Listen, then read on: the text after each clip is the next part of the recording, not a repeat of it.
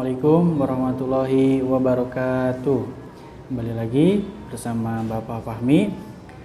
Hari ini kita belajar tema 4 tentang berbagai pekerjaan di subtema 1 jenis-jenis pekerjaan dengan pelajaran IPA. Nah, hari ini kita sudah masuk ke Bupena 4B ya, tema 4. Nah, hari ini kita akan belajar pelajaran IPA dengan materi pentingnya keseimbangan alam dan kelestarian sumber daya alam. Tentunya kalian sudah pernah ya belajar tentang menjaga keseimbangan alam dan kelestarian sumber daya alam. Nah, di sini menjaga keseimbangan alam perlu dilakukan agar tidak merugikan manusia maupun makhluk hidup lainnya. Contohnya itu menjaga kelestarian pohon bakau. Nah, pohon bakau itu tumbuh di mana sih? Biasanya pohon bakau itu tumbuh di pesisir-pesisir pantai. Jadi pohon bakau di pantai dapat menahan air laut. Jadi fungsi dari pohon bakau ini menahan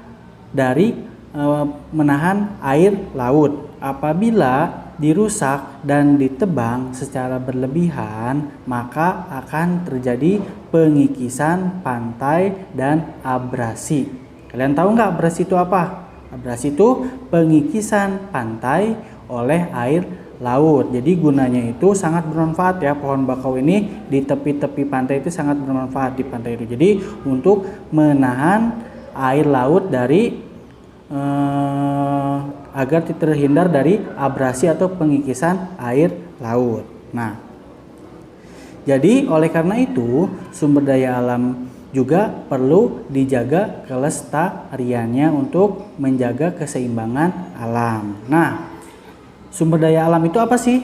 Nah, sumber daya alam adalah segala sesuatu yang ada di alam dan digunakan untuk memenuhi kebutuhan hidup manusia. Contohnya, usaha yang dapat dilakukan untuk melestarikan sumber daya alam adalah sebagai berikut. Ada 3 contohnya itu untuk melestarikan sumber daya alam. Yang pertama, penanaman kembali hutan-hutan yang gundul. Jadi sudah banyak ya hutan-hutan di kita itu, hutan-hutan khususnya di Indonesia sudah banyak yang gundul akibat penebangan hutan secara liar. Jadi mereka itu tidak melakukan sistem tebang pilih. Seharusnya mereka di sana itu melakukan sistem tebang pilih. Jadi hanya umur-umur pohon yang sudah tua atau yang sudah cukup untuk ditebang baru mereka tebang. Jadi tidak segala tanaman-tanaman yang ada di hutan semuanya ditebang. Jadi apabila sudah gundul hutannya, kita harus menanam kembali hutan gundul agar tidak terjadi musibah-musibah yang tidak diinginkan seperti tanah longsor. Nah, yang kedua, membuat tambak di aliran sungai untuk budidaya jenis hewan seperti ikan dan udang. Jadi harus membuat nih tambak di aliran sungai. Jadi untuk membudidayakan ikan-ikan atau udang-udang untuk kebutuhan manusia. Nah, yang ketiga, meningkatkan sumber daya alam yang tidak terbatas seperti matahari, angin, dan tenaga angin ya. Jadi meningkatkan sumber daya alam yang tidak terbatas. Jadi matahari itu tidak terbatas ya. Jadi tidak akan pernah habis. Jadi dimanfaatkan sumber daya alamnya.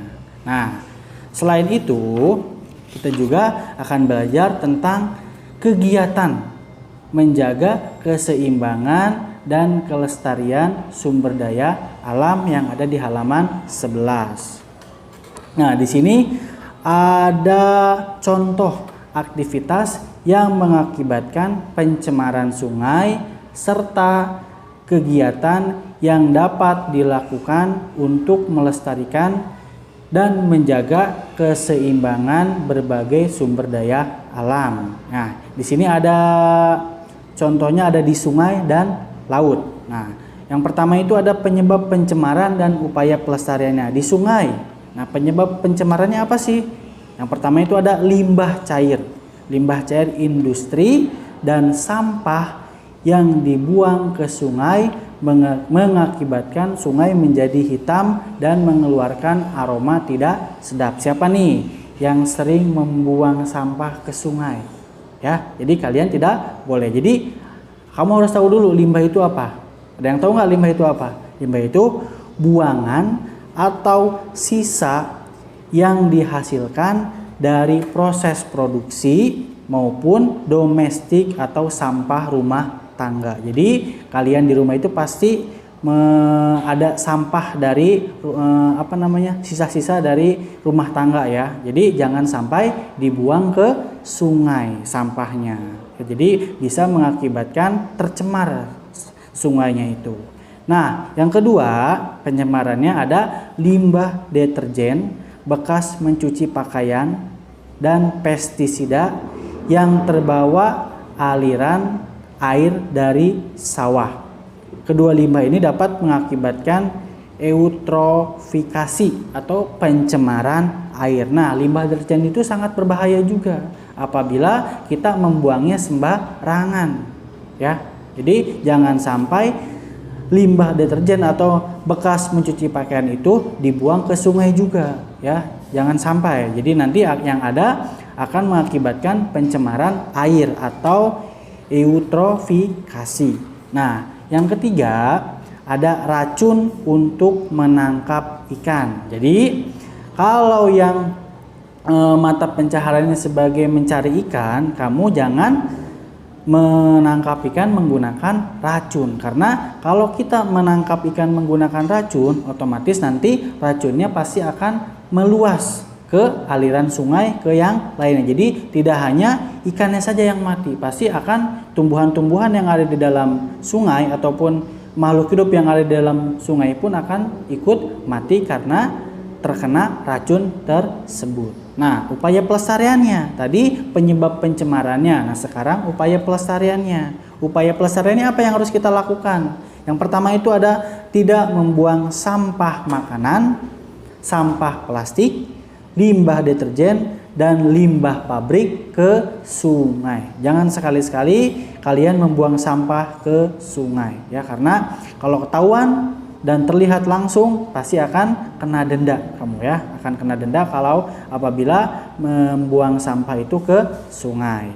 Nah, yang kedua, tidak menggunakan bahan peledak atau racun untuk menangkap ikan di sungai.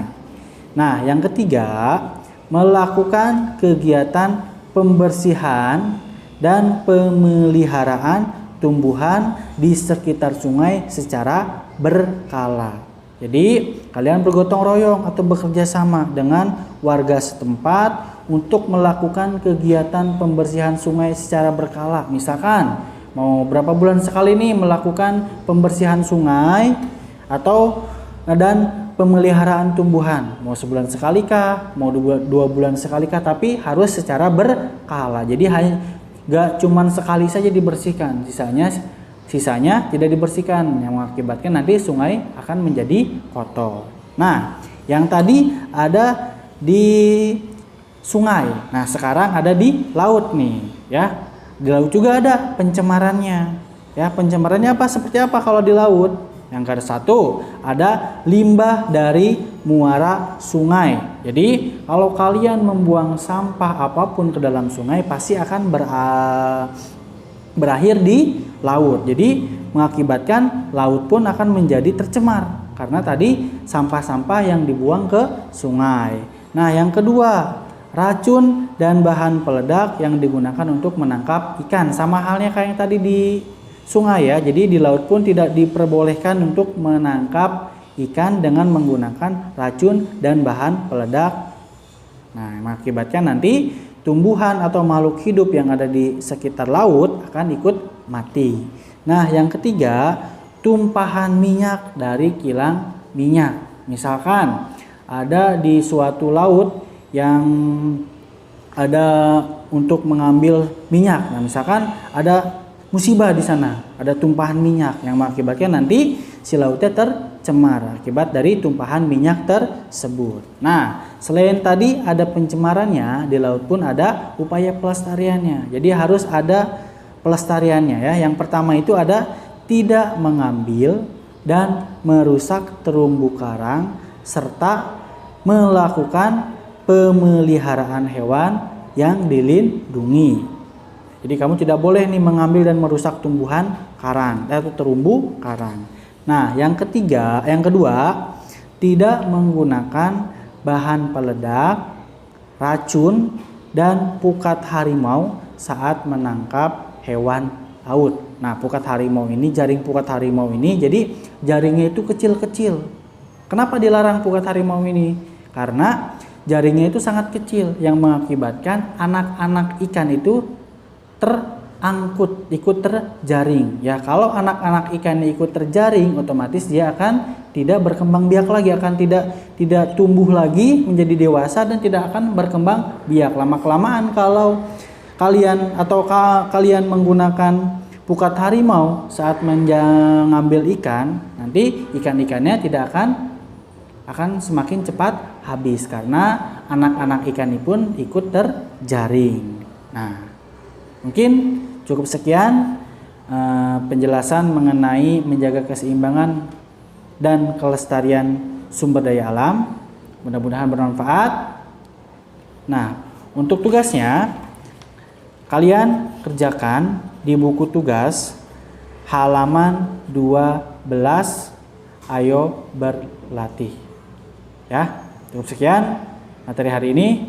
Wassalamualaikum warahmatullahi wabarakatuh.